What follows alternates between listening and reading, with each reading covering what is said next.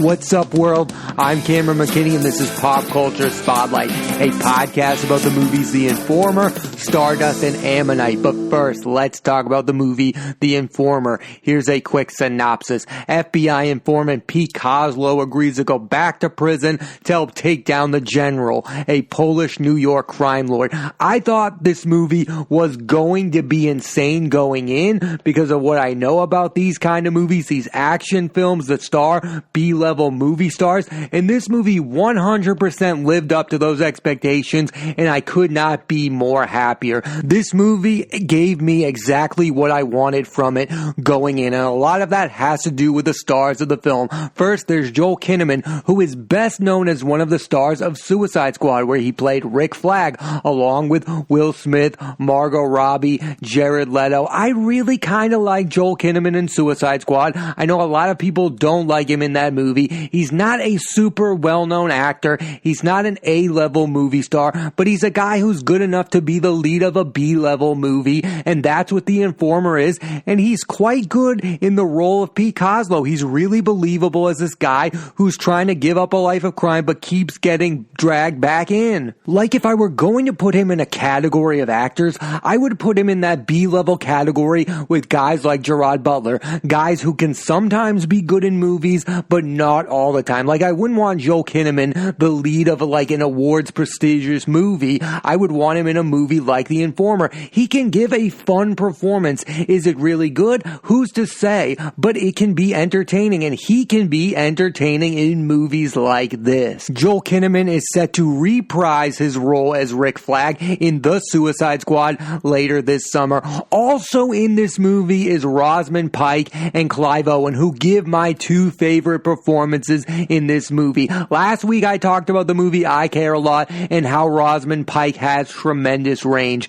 This is another example of that. She is wild in this movie. She knows it's a supporting performance, but she is going for it, and so is Clive Owen. Pike is playing this FBI agent who actually cares about Peter Carlo, while Clive Owen is playing this crooked FBI boss who only cares about the mission at hand and is only trying to do good by himself. He does not care about anyone else but himself in this movie. It's really fun to see two Academy Award nominated actors in a movie like this, and Rosamund Pike and Clive Owen are both really good actors who went for it in this film, and I thought it was really fun to see them in a movie like this, and they both seem to be having a very good time, especially Rosamund Pike. Clive Owen is set to star as Bill Clinton in the next season of Ryan Murphy's American Crime Story. I cannot wait for that. I enjoyed both seasons of American Crime Story. And Beanie Feldstein is going to play Monica Lewinsky. That is probably my most anticipated television show of 2021. I hope that comes out as soon as possible. Ana de Armas is also in this movie playing the wife of Pete Kozlow. She has a few good scenes, but overall is not given a ton to do. It's kind of similar to her role in the Miles Teller film War Dogs. Upcoming films for de Armas include the long-awaited Bond film No Time to Die, the erotic thriller Deep Water with Ben Affleck, and Blonde, where she will be playing movie star idol Marilyn Monroe. So as big as a star as Ana de Armas is right now, this time next year she might be an even bigger star. I mean, I could definitely see her getting an Oscar nomination for portraying Marilyn Monroe in Blonde. I mean, Michelle Williams was nominated for portraying Marilyn Monroe in My Week with Marilyn, so I could definitely see the same thing happening with Ana de Armas. So it's kind of interesting to watch a movie like this where she only has a small minor role in. And also in this movie is well-known rap star Common,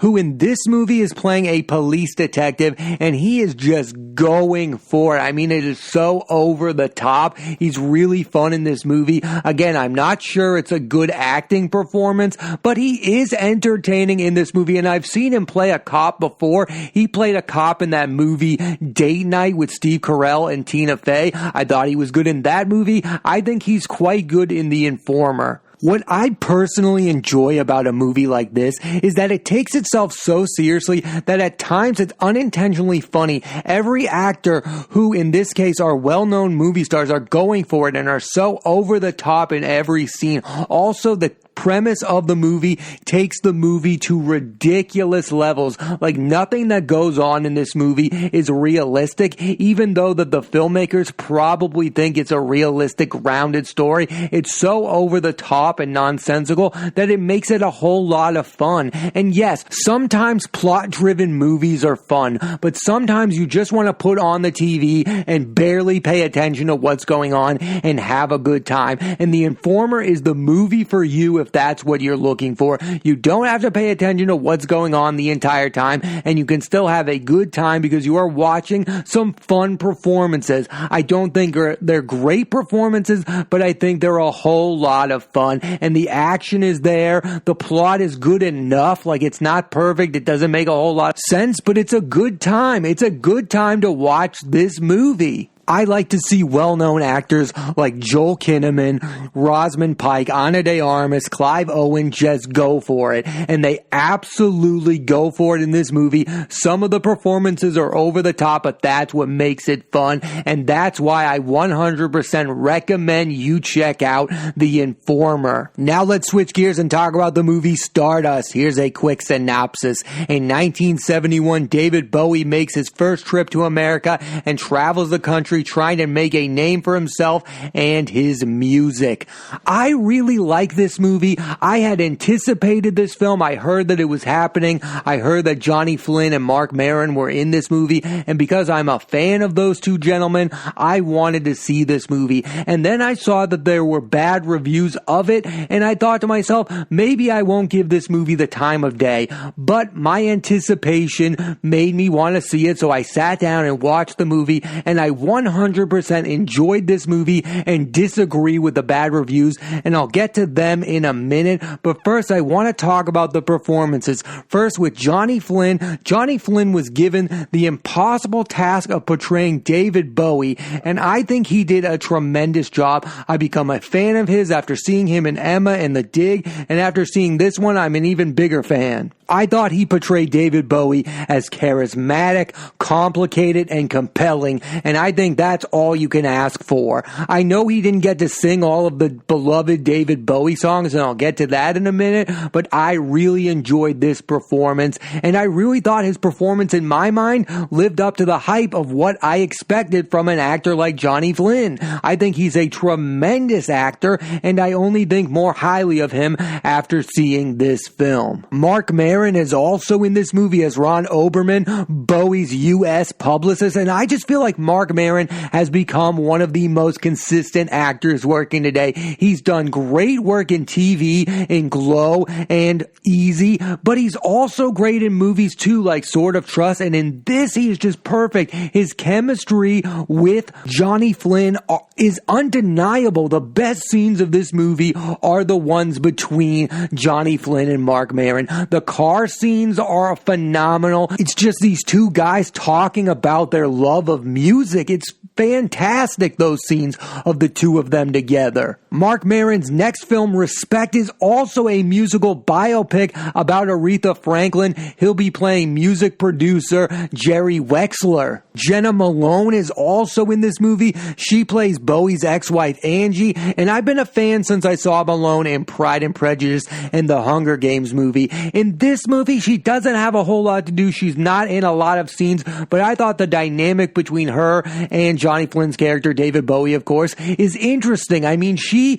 was looking at their marriage as something that they were going to be a team together, and then she thought of him as like a solo act. She seemed way too invested in David Bowie becoming a sensation, and as we all know, spoiler alert, that ends up happening in David Bowie's real life. But in that moment, it must have been really scary for David Bowie to be looked at as the guy that had to make it big as a musician, not only for himself, but for his marriage. What I find special about this movie, StarDust, is that it shows how hard it is to make a name for yourself as a musician. Bowie Bowie in this film almost has to justify his existence to people he doesn't know while also staying true to himself. Like I said before, this movie, StarDust, has gotten a lot of bad reviews, and I think some of that has to do with the fact that the movie is not filled with Bowie's greatest hits, because that's what we expect from these kind of movies, these musical biopics.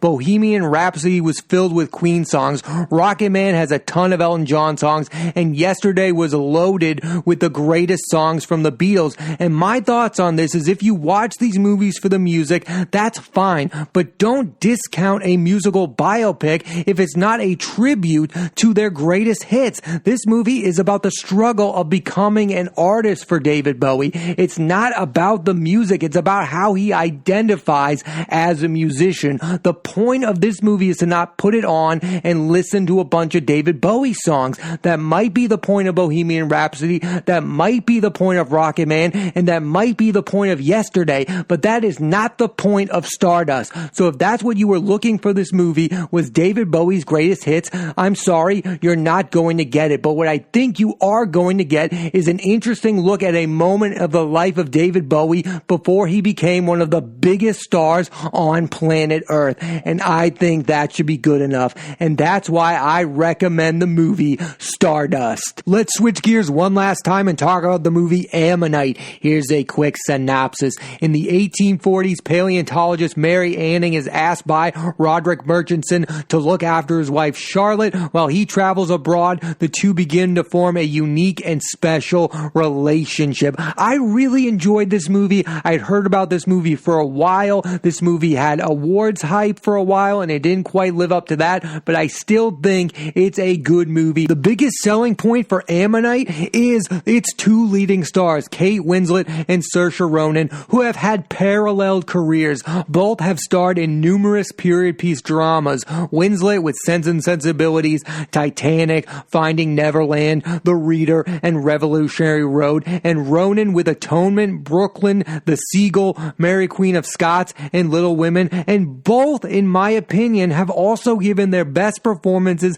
playing contemporary characters. Winslet in Eternal Sunshine of the Spotless Mind, and Ronan in Lady Bird. One might even say that Ronan is the heir apparent to Winslet, so it's great to see these two acclaimed stars on screen together. They've both been nominated for a combined 11 Oscars, 7 for Winslet, she won for The Reader, and 4 for Ronan, who has yet to win an Oscar, but will probably do so in the not so distant future. I mean, you look at Ronan's career and it's quite impressive. She has now worked with Cate Blanchett, Meryl Streep, Laura Dern, and now Kate Winslet, and has shown she is just as good, if not better, than all of them, especially now. She's on an incredible run. She is, in my opinion, the best actress in the world right now. Getting back to Winslet for a moment, I think she's really good in this movie, and as this character who is ahead of her time but has trouble connecting with others and is afraid of being alone, but is also afraid of admitting how much she needs others.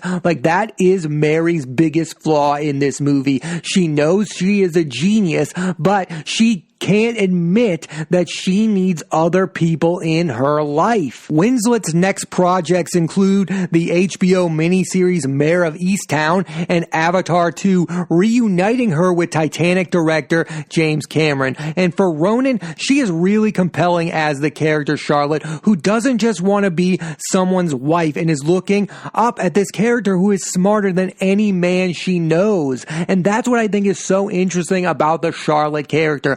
She knows that Mary is smarter than her husband, and she's more interested in her from the get-go. And I just think there are some incredible silent moments from Saoirse Ronan in this movie and Kate Winslet. I just think it's incredible that they both thrived in this movie with so little dialogue. I mean, this isn't one of these movies where the bond is built with the characters saying a lot of words to each other. So I think it is rare to watch a movie with two people that have insane amount of chemistry without them saying a lot of words. And that's what Kate Winslet and Saoirse Ronan are able to do in Ammonite, and that's why I think both of their performances are special. Ronan's next projects include Wes Anderson's The French Dispatch with Bill Murray, Willem Dafoe, Frances McDormand, and her Lady Bird and Little Women co-star Timothée Chalamet, and an untitled murder mystery with Sam Rockwell and Adrian Brody. I mean, I cannot wait for a movie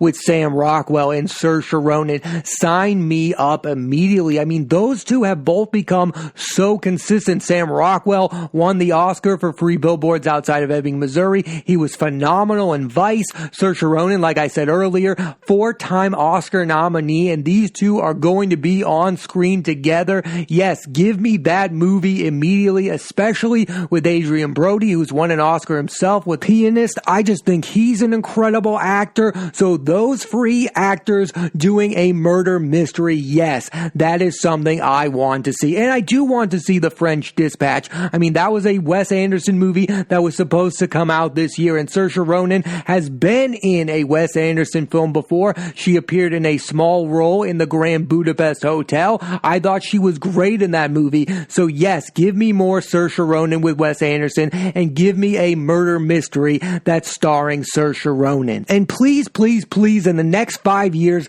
give Saoirse Ronan the Oscar already. She is more than deserving of one of those things. I think it's interesting to point out that both of these women, Mary and Charlotte, did exist in real life and had great success in fields that back then were not dominated by women. Mary in particular did not get the credit she deserved, and both her and Charlotte were super close in real life, but the extent of their relationship in this movie is fictionalized and exaggerated, which I think is interesting. I like watching a movie like this and realizing that Mary Anning did exist, and she was far ahead of her times. Like, this is what the point of movies are, to learn about things you would never have thought to look up on a computer. Like, I would have never known who Mary Anning was if it weren't for the movie Ammonite, and I think that's special and unique. And I also looked up who Charlotte Murchison was, and guess what? She was a really good geologist herself. So it's interesting to watch a movie like this and learn about these people. Yes, I think the movie itself is unique and special. Some of it is fictionalized, but the most interesting part about it is that these people did exist and were rare and unique people during their time in the 1840s. They were way ahead of their time. I also think it's interesting what happened to this movie. There was a lot of buzz about this movie because it was an awards contender. It could get Oscars. We could see Saoirse Ronan and Kate Winslet get nominated for Oscars for this, but then it went away. No one from this movie got nominated for a Golden Globe or a SAG award. So this movie has been forgotten, and I think it's a hidden gem from 2020. It stars two of the best actresses of their generation in Kate Winslet and Saoirse Ronan. They finally get to be on screen together. That's something that I find super interesting. Like, I think there's a lot of comparisons, like I said earlier, to the careers of Winslet and Ronan. So to finally see them on screen is interesting. And oh, by the way, they're incredible in the movie. I don't think the movie is great. Like, I think the movie is a slow burn. The second half is way better than the first half, because in a movie like this, you have to show everything that's happening. You have to give a lot of context to where the story is going. But then by the second half, I just thought it was way more entertaining. I thought the chemistry between Winslet and Ronan was great. And I thought the second half of the movie was really good and a lot better than the first half of the movie. I also thought the movie visually was stunning. Like, the setting was perfect. I mean, you had this movie about this lonely person who is living this weird lifestyle with her mother, and the setting was kind of dark. So I just thought the setting really fit the movie perfectly. I say this a lot on the podcast, and I mean it. I'm not asking a lot for movies that I enjoy. I just want to see an interesting, compelling movie that gives me a look into a world that I will never live in. And that's what Ammonite does. It gives me a look of these characters who are real life people, and it stars two of the biggest movie stars of the last 20 years in Kate Winslet and Saoirse Ronan. It gives me exactly what I ask for in a movie. It's interesting, it's compelling, it's riveting. That's what I want from a movie like this. Movies don't have to be action-packed like The Informer. They can be informative informative about real life people. And that's what StarDust and Ammonite have in common. I definitely recommend it. I mean, who knows if we'll ever get Saoirse Ronan and Kate Winslet together on screen again. That should be enough for you